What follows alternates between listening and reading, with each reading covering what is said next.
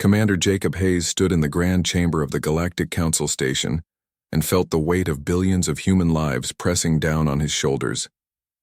The chamber was massive, built to accommodate species of all shapes and sizes, and the ceiling stretched so high above that it disappeared into artificial clouds. 12 platforms surrounded the central speaking area where Jacob stood, each one holding a representative from the ancient species that ruled known space. The air smelled strange, filtered and recycled through systems designed for a dozen different atmospheric preferences, and Jacob could feel his heart beating faster than normal in the slightly reduced gravity. He had prepared for this meeting for months. Every word of his speech had been carefully chosen, reviewed by the best diplomats Earth had to offer, and practiced until he could deliver it perfectly. This was supposed to be a routine session, a chance for humanity to present its case for expanded trading rights and perhaps even a seat on one of the lesser councils. Instead, the moment Jacob and his delegation had arrived, they had been informed that the session topic had changed. The council would be voting on the human question. Whatever that meant.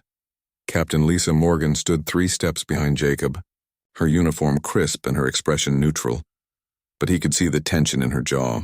She had been with him through every negotiation over the past 5 years, and she knew as well as he did that something was wrong. The other members of their delegation, all experienced diplomats and military officers, waited in the observation area above, watching through the transparent floor as the drama unfolded below. The Thren representative rose from his platform. His species looked like someone had taken a lizard and stretched it into a humanoid shape, all scales and cold eyes and a mouth full of too many teeth. His name was something unpronounceable in human languages, so everyone just called him Speaker Zeth. He had never liked humans.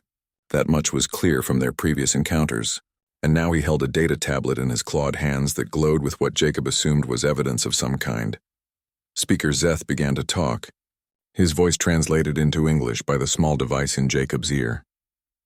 The Thren accused humanity of aggressive expansion, of violating the spirit of galactic law even if not the letter, of colonizing worlds too quickly and claiming resources that should be shared.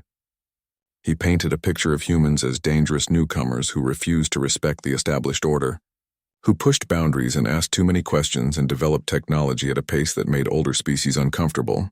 With each accusation, Jacob felt his stomach sink lower. When Speaker Zeth finished, Jacob was given a chance to respond. He stepped forward to the center of the chamber and began his defense. He talked about how humanity had followed every treaty, respected every border, and paid every fee and tax required by council law. He pointed out that human colonies were established only on worlds that had been surveyed and approved, that human ships stayed in designated lanes, that human traders operated within all legal frameworks.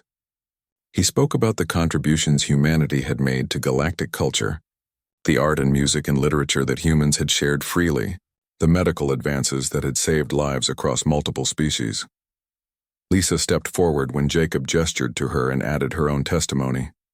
She spoke of her years commanding vessels in council space, of the friendships she had made with other species, of the mutual respect and cooperation she had witnessed. Her voice was steady and passionate, and for a moment, Jacob thought they might actually have a chance. But then the voting began. One by one, the council members indicated their positions. The Thren voted against humanity as expected.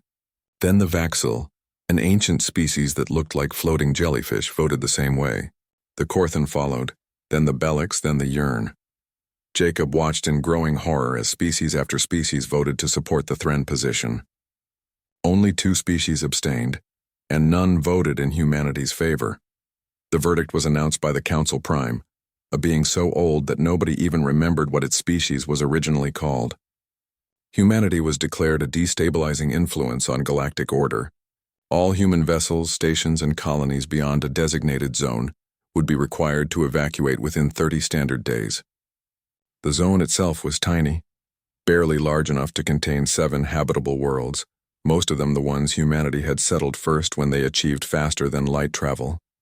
Everything else, 17 thriving colonies and dozens of stations and outposts, would have to be abandoned. The council chamber erupted in a cacophony of alien sounds, some of celebration, some of what might have been protest, but most just of indifference. Jacob stood frozen, unable to process what had just happened. 30 days. They had 30 days to uproot millions of people, to abandon years of work, to retreat into a box and accept banishment from the stars. Lisa grabbed his arm and pulled him toward the exit. The other delegation members were already moving, gathering their materials and preparing for the long trip back to Earth. As they walked through the corridors of the council station, they passed aliens of various species, and Jacob noticed how some looked away while others watched with what might have been pity or perhaps satisfaction. Back aboard the Horizon's Edge, their ship, Jacob finally allowed himself to sit down and put his head in his hands.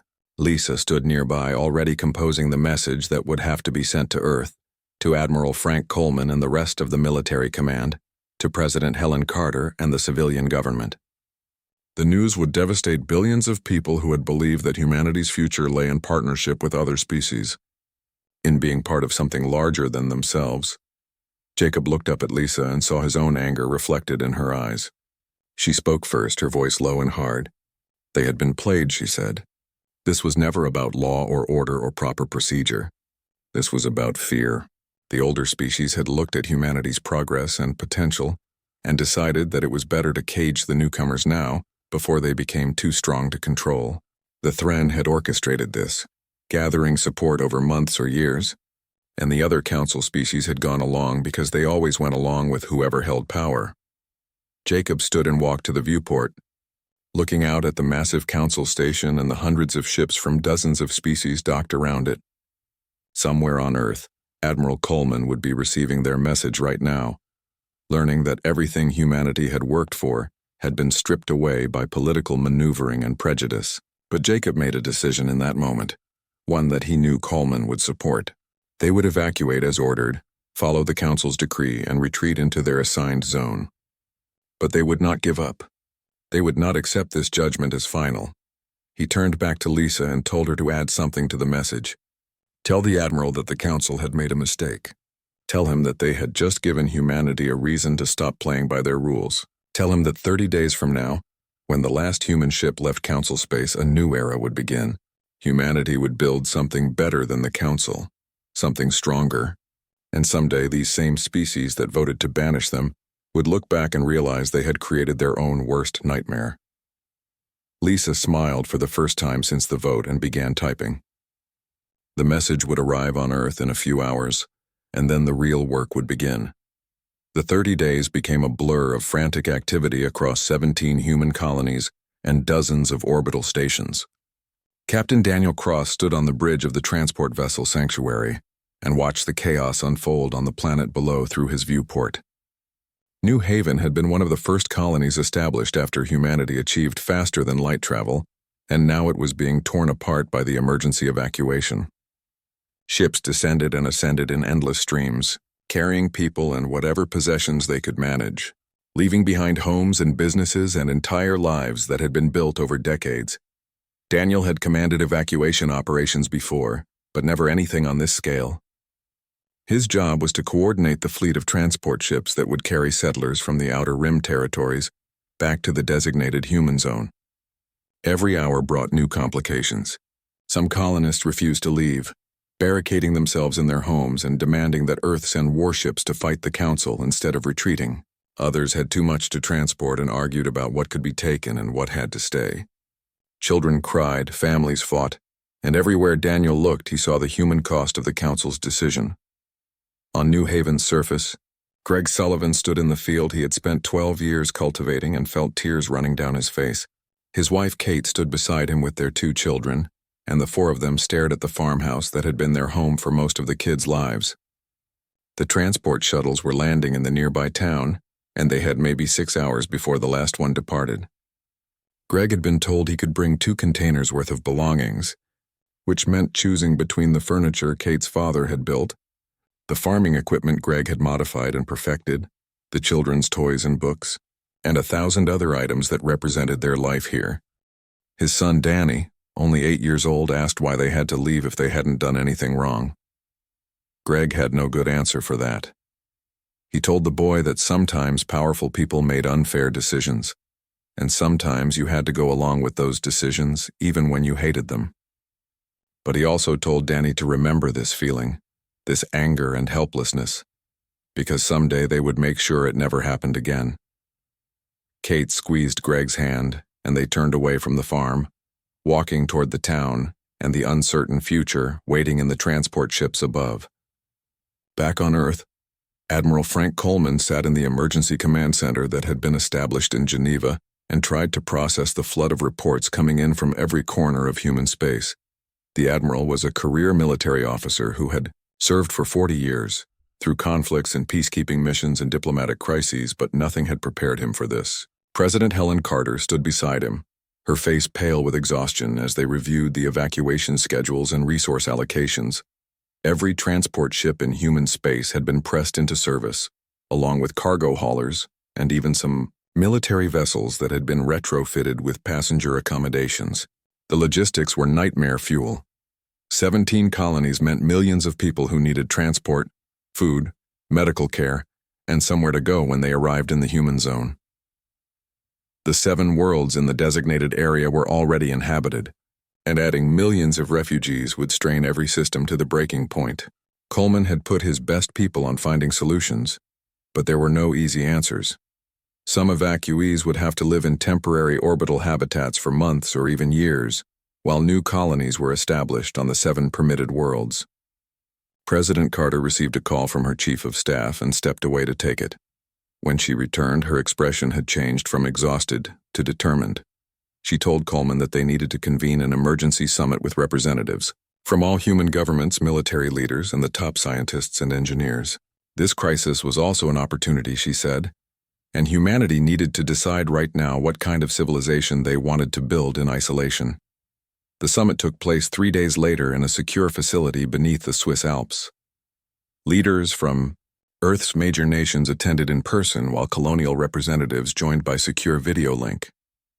Coleman watched as President Carter opened the proceedings with a speech that acknowledged the pain and anger everyone felt, but also challenged them to think beyond the immediate crisis. The council had tried to put humanity in a cage, she said, but cages could be broken if you were strong enough. Chief Engineer Laura Bennett stood to present her proposal. She was young for such a senior position, only 35 years old, but she had earned her reputation through brilliant work on humanity's faster-than-light drives. Now, she unveiled something she called Project Dominion, a comprehensive plan to accelerate human technological development across every field. She showed schematics for new propulsion systems that could theoretically travel faster than anything the council species used. She outlined research into energy generation, weapon systems, artificial intelligence, and materials science. The goal was simple. Within 5 years, humanity would match or exceed the technological level of the council species, and within 10 years, they would surpass them. The presentation sparked immediate debate. Some leaders worried about the cost and whether their economies could handle such massive research and development programs. Others questioned whether humanity should focus on technology at all instead of diplomacy and trying to eventually rejoin the galactic community. Senator Nina Parker, representing the Earth Coalition government, argued that becoming obsessed with military power would turn humanity into the very thing the Council feared, an aggressive and dangerous species. But Intelligence Officer Kevin Walsh stood up with evidence that changed the conversation. He had been working with human spies embedded in Council space, and they had uncovered communications between Thren leaders and other Council species. The documents made it clear that the banishment had nothing to do with human violations of law or custom. The Thren had pushed for it because their analysts predicted that humanity would become a major power within 50 years, potentially challenging Thren dominance of council politics. Other species had supported the banishment for similar reasons, afraid of competition or simply preferring the status quo. The decision was political calculation, not justice. Walsh's revelation silenced the debate about whether humanity should focus on strength or reconciliation. The council had not acted in good faith, which meant appeasing them or trying to earn their approval back was pointless. They feared human potential, which meant the only path forward was to realize that potential and prove their fears justified. Admiral Coleman took the floor and delivered the speech that would define humanity's response to banishment. He spoke, about how every species in history faced moments that determined their future, tests that either broke them or forged them into something stronger. This was humanity's test. They could accept the role of victims forever contained and controlled by species that saw them as threats, or they could embrace their own destiny and build something better than the Council had ever created. The choice was to fade away or to rise up, and Coleman knew which option humanity would choose. The vote was unanimous. Project Dominion was approved along with supporting initiatives for military expansion, colonial development, and covert exploration beyond the quarantine zone boundaries. President Carter authorized funding that would redirect 30% of Earth's total economic output toward these goals, and colonial governments pledged similar commitments. It was the largest coordinated effort in human history, bigger than the initial push to the stars, bigger than any war or construction project or scientific endeavor that had come before. Jacob Hayes, who had returned to Earth after the Council session, accepted a new position as coordinator of colonial resettlement. His job was to make sure that the millions of displaced humans found new homes and new purposes within the quarantine zone. Lisa Morgan was promoted to captain of the Defiance, a new class of warship that was being fast-tracked through design and construction as part of Project Dominion's military component. Daniel Cross continued overseeing evacuations, working 20-hour days to bring every human home before the 30-day deadline expired. On day 29, the last transport ship departed from the farthest human colony. Greg Sullivan and his family were aboard, packed into temporary sleeping quarters with 100 other families, all their remaining possessions stored in the cargo hold below. As the ship accelerated away from New Haven, Greg looked back at the planet where he had built his life and made a silent promise that someday, somehow, humans would return. Not as refugees or supplicants, but as equals, or perhaps even as something more. Admiral Coleman stood in the command center and watched the final tally come in. Every human had been accounted for, every ship had made it back to the quarantine zone, and the evacuation was complete with 6 hours to spare. President Carter stood beside him, and they shared a moment of relief, but both knew the real work was just beginning. The Council thought they had solved their human problem by putting humanity in a box, but they had actually just given humanity a reason to become everything the Council feared. The next chapter of human history would be written in isolation, but Coleman suspected it would be read across the entire galaxy before long. 5 years had changed everything. Director Claire Nelson stood on the observation deck of the Bastion and looked out at what humanity had built in isolation. The Bastion was more than just a space station. It was a monument to human determination and ingenuity, stretching 15 kilometers from end to end and housing 2 million people who worked in manufacturing, research, military training, and administration. Construction drones swarmed around the outer sections, adding new modules and weapons platforms every day, and the shipyards nearby were launching 3 new vessels per week. Claire remembered when this had been nothing but empty space and a collection of blueprints that seemed impossible to realize. But humanity had a way of making the impossible routine when survival was at stake. Engineer Marcus Webb worked in a laboratory deep inside the Bastion, surrounded by prototype drives and power systems that would have seemed like magic to the Council species. His team had cracked the problem that had stumped human scientists for decades, finding a way to fold space more efficiently than conventional faster-than-light drives. The new system could move a ship twice as fast as anything the Thren used, and it used less energy doing it. Marcus was exhausted from months of 18-hour days, but the breakthrough had been worth every sleepless night. When he demonstrated the drive to Admiral Coleman and President Carter, both of them had understood immediately what it meant. Humanity now had a technological edge that could translate into strategic advantage. The test flight of the first ship equipped with Marcus's drive had taken place 2 weeks ago. Captain Amy Rodriguez commanded the exploration vessel Pathfinder, a sleek ship designed specifically for long-range missions into unknown space. Amy had been chosen for her combination of diplomatic skill and military experience because the Pathfinder's mission was not just exploration, but also first contact with species that existed beyond Council space. The Council controlled access to the known galaxy, but there were hundreds of unexplored star systems in the regions they considered too remote or unimportant to bother with. Humanity intended to find out what was out there. The Pathfinder's first contact came in a system 40 light-years beyond the quarantine zone, farther than any human ship had traveled before. The planet was home to the Krell, an insectoid species that lived in vast underground hive cities and had achieved spaceflight, but never faster than light travel. Amy approached the first contact carefully, broadcasting messages in multiple formats and waiting for a response before entering orbit. When the Krell finally answered, their message was cautious but curious. They had detected human ships passing through their region and wondered what kind of species humanity was. The negotiations took 3 weeks of patient communication, with Amy learning the basics of Krell language and culture while explaining humanity's situation. When she mentioned the Council and the Banishment, something changed in the Krell responses. Their translator, a Krell named Clickspeaker in human terms, explained that his people knew about the Council and hated them. Centuries ago, the Council had made contact with the Krell and demanded tribute and obedience. When the Krell refused, unable to pay the fees or meet the requirements the Council imposed, they were declared a primitive species and forbidden from advancing.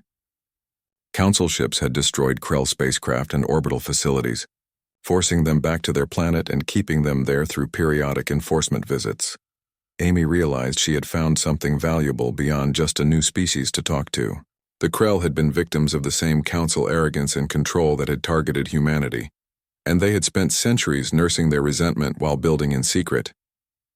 Clickspeaker took Amy to see hidden facilities where the Krell had been developing weapons and ships underground, preparing for the day when they might break free from Council restrictions. The technology was crude compared to human standards, but the determination was familiar. Amy proposed an alliance. Humanity would share technology and help the Krell achieve true spaceflight capability, and in return the Krell would join what she called the human domain as equal partners. Clickspeaker brought the proposal to the Krell Council of Hives, and after long deliberation they agreed. The Krell would be humanity's first ally, proof that the human domain was not just about human survival, but about creating an alternative to Council tyranny. Back in human space, trader Eric Stone had built a different kind of network. Eric operated on the edges of legality, running a small ship that crossed into Council space through rarely patrolled routes and made contact with dissidents, smugglers, and anyone else who had reason to resent Council control. He traded human goods, especially entertainment media and consumer technology, for information and occasionally for refugees who wanted to escape to human space. The Council had banned all human products, which naturally made them incredibly popular among younger species who saw human culture as exotic and rebellious. Eric's network had grown beyond his expectations. He now coordinated with dozens of other human traders who operated similar operations, and together, they had created underground markets on 17 different worlds. The trade was technically illegal, but Council enforcement was inconsistent and often corrupt. Eric paid bribes to officials who looked the other way, and he cultivated relationships with local revolutionaries who protected his operations in exchange for weapons and technology. The intelligence he gathered about Council politics and military movements was invaluable to human strategic planning. Senator Nina Parker continued to raise concerns about the direction humanity was taking. She argued in the Earth Coalition Parliament that the human domain was becoming militaristic and authoritarian, that the focus on weapons and expansion was corrupting human values. She pointed to incidents where human ships had violated Council territory without proper authorization, where traders like Eric Stone operated with military protection, despite engaging in illegal activities, and where dissenting voices within human space were being marginalized. President Carter, now serving her third term after the emergency provisions that suspended normal election cycles, responded that security required difficult choices. The Council had proven they would use force against humanity if given the chance, and only strength would guarantee human survival. The debate reflected a deeper tension within the human domain. Some people wanted to recreate the democratic and open society that had existed before the banishment, while others argued that humanity was essentially at war and needed centralized control to survive. Claire Nelson found herself navigating these tensions constantly in her role as director of the Bastion. She implemented transparency measures to prevent abuse, while also maintaining the security protocols that military operations required. It was an exhausting balance, but she believed it was necessary to preserve what made humanity worth defending. The completion of the first truly human-designed warship marked another milestone in the Domain's development. The Defiance was unlike anything the Council had seen, incorporating Marcus's new drives, advanced weapons systems based on directed energy rather than projectiles, and defensive shields that could disperse incoming fire across multiple frequency ranges. Lisa Morgan took command of the Defiance with a crew of 300, all volunteers who had trained specifically for this ship. The launch ceremony was broadcast across human space, and Admiral Coleman gave a speech declaring that humanity now had the tools to defend itself against any threat. But human intelligence suggested the Council had noticed the rapid advancement. Kevin Walsh, now a colonel in charge of all intelligence operations, reported increased surveillance activities near the quarantine zone boundaries. Council ships were probing human defenses more frequently, and communications intercepts suggested heated debates within the Council about what to do about humanity. The Thren advocated for military action before humans grew too strong, while other species counseled patience or even reconsideration of the banishment. The situation was unstable, and Walsh believed conflict was inevitable within the next 2 years. Jacob Hayes had successfully resettled the millions of evacuated colonists, though it had required building entirely new cities on the 7 permitted worlds and constructing dozens of orbital habitats. The refugees had adapted better than expected, many of them joining Project Dominion efforts or enlisting in the expanding military. Greg Sullivan had started a new farm on one of the inner worlds, and his son Danny was now 13 and talking about joining the exploration service when he turned 18. The displacement and loss had scarred a generation, but it had also created a population that was united by shared trauma and determination to never be powerless. Again, Captain Amy Rodriguez returned from Krell, space with ClickSpeaker and a delegation of Krell leaders who wanted to see the human domain for themselves.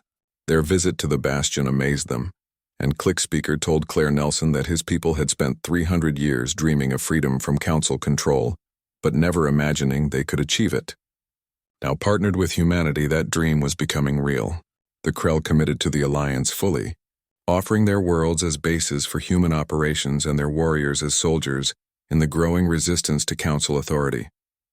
The human domain was no longer just human. It was becoming something larger, an alternative vision for how species could interact based on mutual respect rather than hierarchy and control.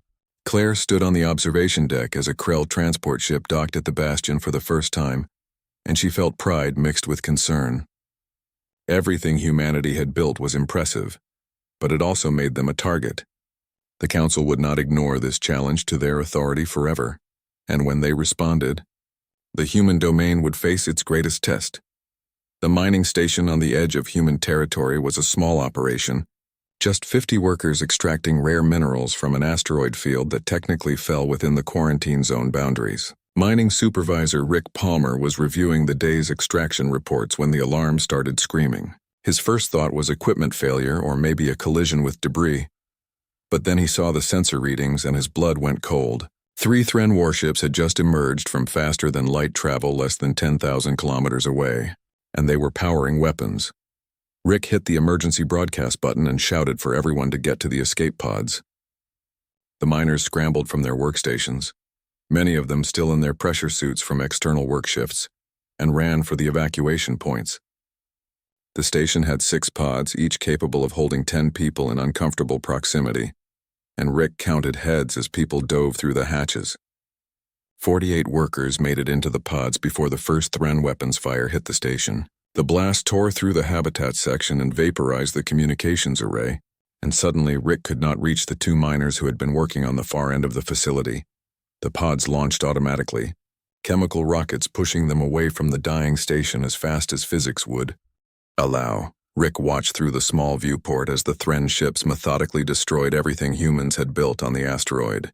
The attack was efficient and brutal, leaving nothing but debris and expanding clouds of frozen atmosphere. The pod's emergency beacons were broadcasting, but help was hours away at best.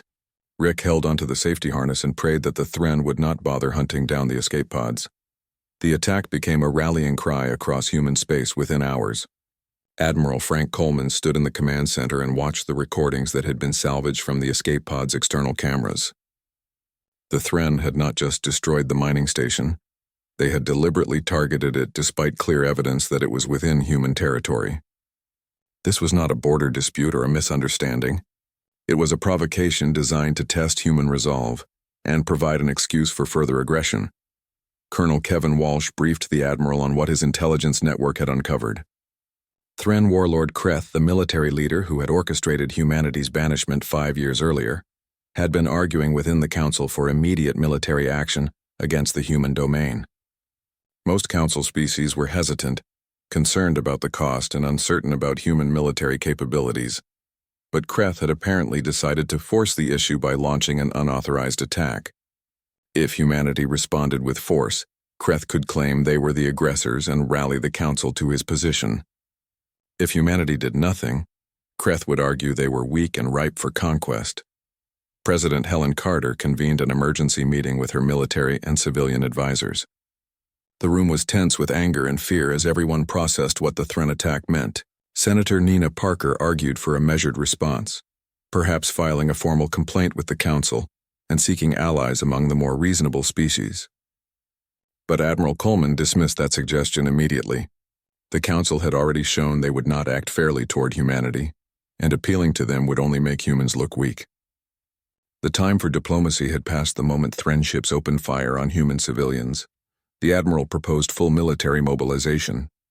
Every ship in the human fleet would be activated.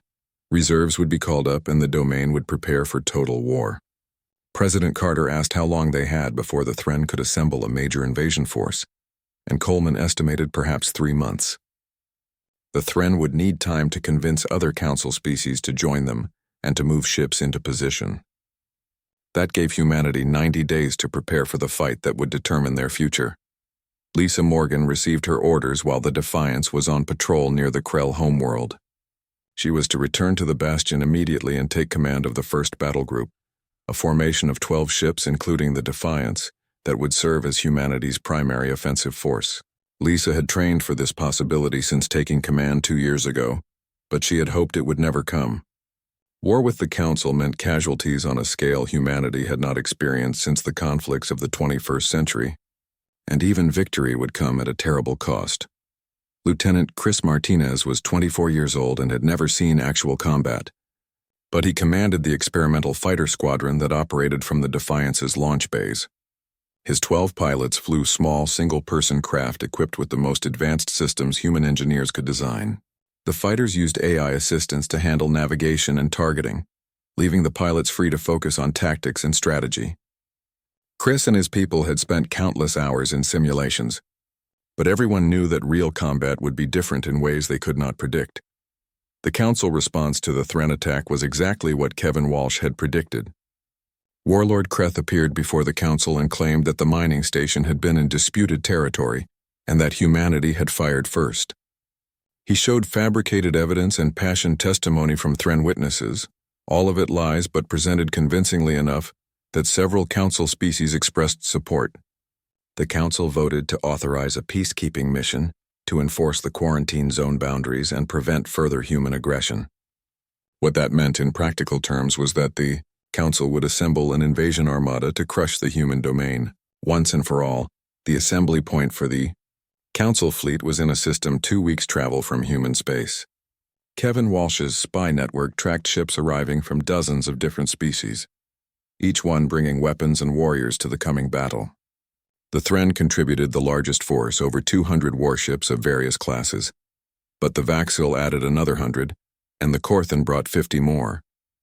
Other species sent smaller contingents, and the total count reached nearly 500 ships, the largest military force ever assembled in known galactic history. Admiral Coleman stood before the gathered officers and crew of the human fleet and delivered the speech that would be remembered for generations. He spoke about how humanity had been judged unfairly, banished without cause, and now faced extinction because older species feared human potential. He reminded everyone that humans had always been at their best when facing impossible odds, that adversity revealed character rather than creating it, and that the freedom to determine their own destiny was worth any sacrifice. His words were broadcast across human space and to the Krell worlds, and millions of people listened and found courage in his certainty. Engineer Laura Bennett worked around the clock to complete the final pieces of humanity's defensive strategy. The Bastion and the 7 human worlds were now protected by a network of automated platforms that could engage enemy ships without risking human lives. These platforms used the same advanced weapons as human ships but operated through coordinated AI systems that Marcus Webb had helped design. The platforms could not think creatively like human commanders, but they could execute predetermined defensive patterns with perfect precision and without fear or hesitation. Marcus himself was putting finishing touches on humanity's ultimate deterrent, a system he had been developing in secret for 3 years. The gravity well generators could create artificial gravitational fields strong enough to trap ships and prevent them from entering or leaving faster than light travel. If deployed correctly, they could turn the space around human worlds into a cage that Council ships could enter but not escape. Marcus explained the system to Admiral Coleman and President Carter, and both of them understood that this technology could be the difference between survival and annihilation. Captain Daniel Cross, who had spent 5 years overseeing logistics and support operations, received a combat command for the first time in his career.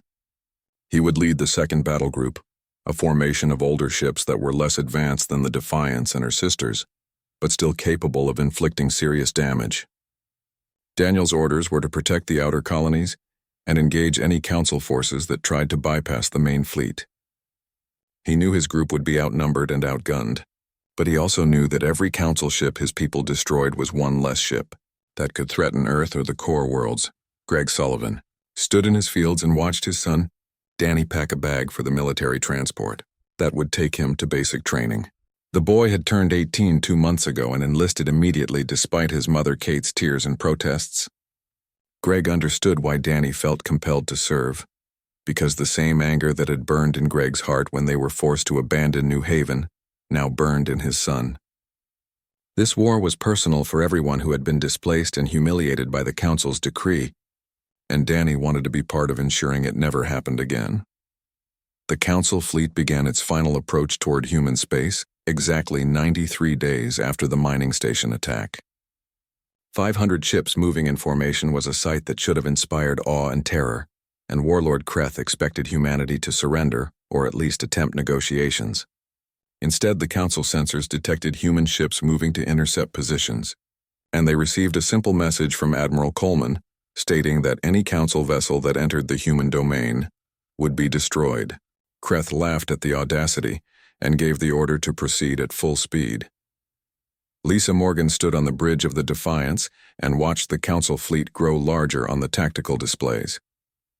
Her battle group was positioned directly in their path, 12 human ships against 500 alien ones, and anyone looking at the odds would have called it suicide. But Lisa remembered something Jacob Hayes had told her years ago after the banishment vote, that humanity's greatest strength was refusing to accept other people's definitions of what was possible.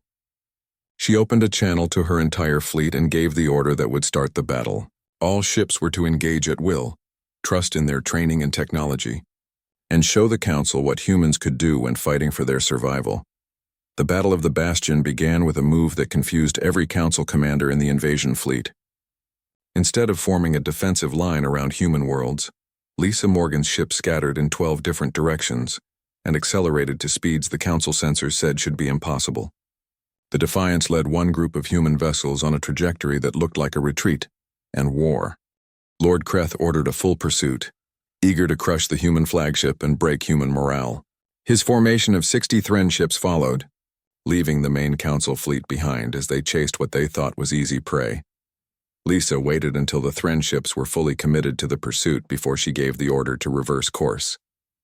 The human ships flipped end over end in maneuvers that should have torn them apart with gravitational forces, but the inertial dampeners Marcus Webb had designed handled the stress easily. Suddenly the hunters became the hunted as 12 human ships came screaming back toward 60 Thren vessels with all weapons firing. The directed energy beams that the Defiance mounted cut through Thren shields like they were paper, and the first 3 enemy ships exploded before their commanders understood what was happening. Lieutenant Chris Martinez launched with his fighter squadron At the moment the Defiance opened fire. His 12 small craft were fast and maneuverable in ways that capital ships could not match, and they dove into the Thren formation like predators attacking a herd. The AI-assisted targeting systems marked enemy weak points, and Chris's pilot struck with precision that seemed superhuman. Within 5 minutes, 10 more Thren ships were either destroyed or crippled, and the enemy formation was breaking apart in confusion. The same pattern repeated across the battlefield as other human battle groups executed similar tactics against isolated council formations. The council fleet had numbers, but human ships had speed and weapons that outmatched anything the aliens possessed. Captain Daniel Cross led his older vessels in hit-and-run attacks against Vaxil contingents, never staying in one place long enough for the enemy to concentrate fire. His ships took damage and 2 were destroyed in the opening hour of battle, but they eliminated 15 enemy vessels in return. Admiral Coleman watched the battle unfold from the command center on the Bastion and felt grim satisfaction as his tactics proved effective. The Council had expected a straightforward fight where their numerical advantage would be decisive, but humans had studied their enemy and found weaknesses to exploit. Council species had grown complacent over centuries of dominance, relying on overwhelming force rather than innovation, and now the complacency was costing them dearly. But Coleman also knew the battle was far from won. 500 ships could absorb heavy losses and still have enough strength to overwhelm human defenses if they fought smart. Warlord Kreth realized his mistake and ordered the scattered council formations to regroup into a single massive fleet. The maneuver took precious time and cost more ships as human vessels attacked the stragglers, but eventually the surviving council forces formed a coherent line and began their advance toward the Bastion. Kreth had lost nearly 100 ships in the opening engagement, but still commanded 400, and he intended to use them to crush the human station and everything it represented. That was when Marcus Webb activated the gravity well generators. The system powered up around the Bastion and the inner human worlds, creating invisible fields that pulled at spacetime itself. Council ships that had been preparing to jump to faster than light speeds found their drives failing, and those that tried anyway had their ships torn apart by competing gravitational forces. The Council fleet was trapped in normal space, unable to retreat or maneuver as they had planned, forced to fight on human terms. The realization spread through the Council fleet like a virus. Their commanders understood that they were caught in a trap, with an enemy that had proven more dangerous than anyone had imagined. Some captains wanted to withdraw immediately, willing to abandon their ships and crews in escape pods rather than face annihilation. Others argued for pressing the attack, believing that sheer numbers would still prevail. Warlord Kreth ordered the fleet forward, threatening to execute any captain who showed cowardice, and the massive formation began its final approach to the Bastion. Lisa Morgan regrouped her battle group and positioned them directly between the Council fleet and the human station. Her ships were battered and 2 had been destroyed, but the survivors were ready for the next phase of the battle. She opened a channel to all human forces and reminded them what they were fighting for: the right to exist without asking permission from species that saw them as inferiors, the freedom to build their own future, and the memory of everyone who had suffered because of Council arrogance. Her words were simple, but they resonated with every human warrior in the fleet. The automated defense platforms that engineer Laura Bennett had deployed came online as the Council fleet entered their range.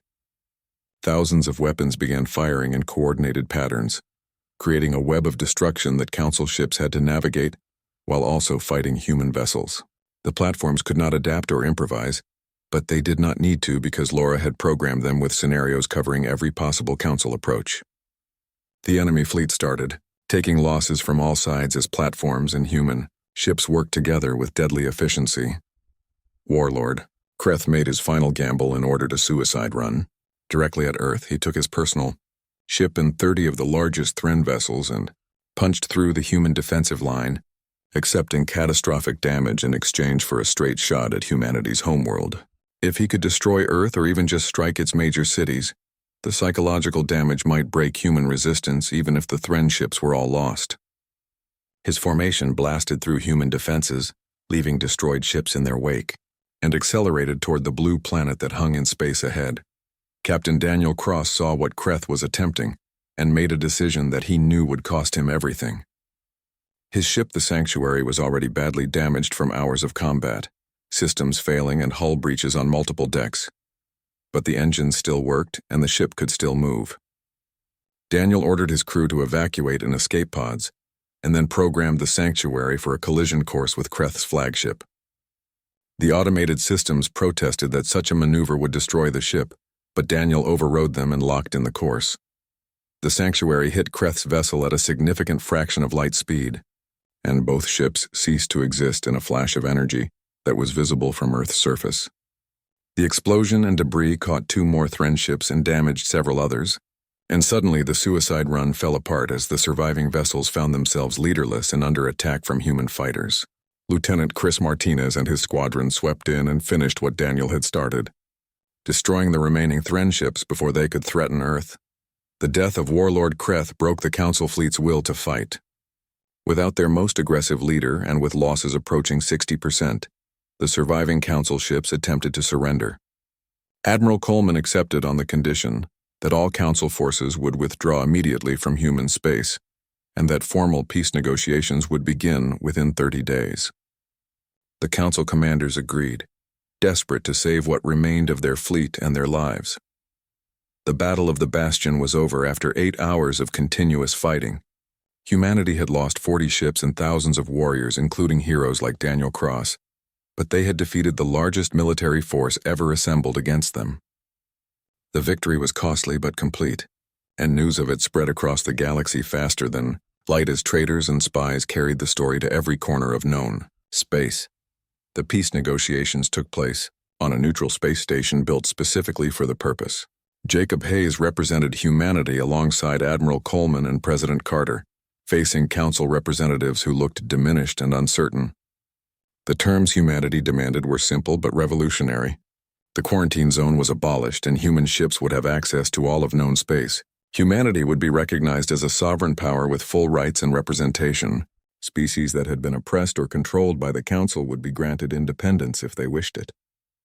The Thren would lose their dominant position and be subject to oversight to prevent future aggress.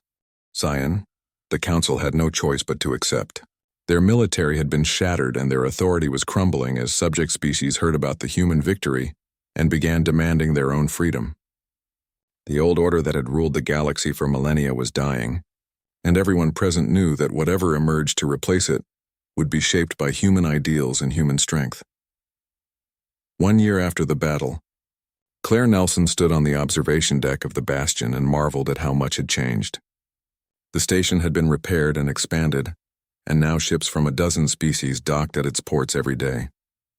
The Free Species Alliance that President Carter had proposed was becoming reality, with 23 species joining voluntarily and more applying for membership every month. The alliance operated on principles of equality and consent rather than hierarchy and force, and it represented everything the Council had never been. Lisa Morgan had survived the battle and now commanded the Alliance Defense Fleet, training officers from multiple species in the tactics that had won humanity's freedom. Lieutenant Chris Martinez, promoted to captain after his heroism in battle, led the fighter training program. Greg Sullivan's son Danny had served with distinction during the battle and was now studying at the Alliance Military Academy. Kate Sullivan had been horrified by how close they came to losing their son, but also fiercely proud of what he had accomplished. The Krell prospered under their alliance with humanity, their worlds becoming major manufacturing centers, and their warriors earning respect throughout the alliance.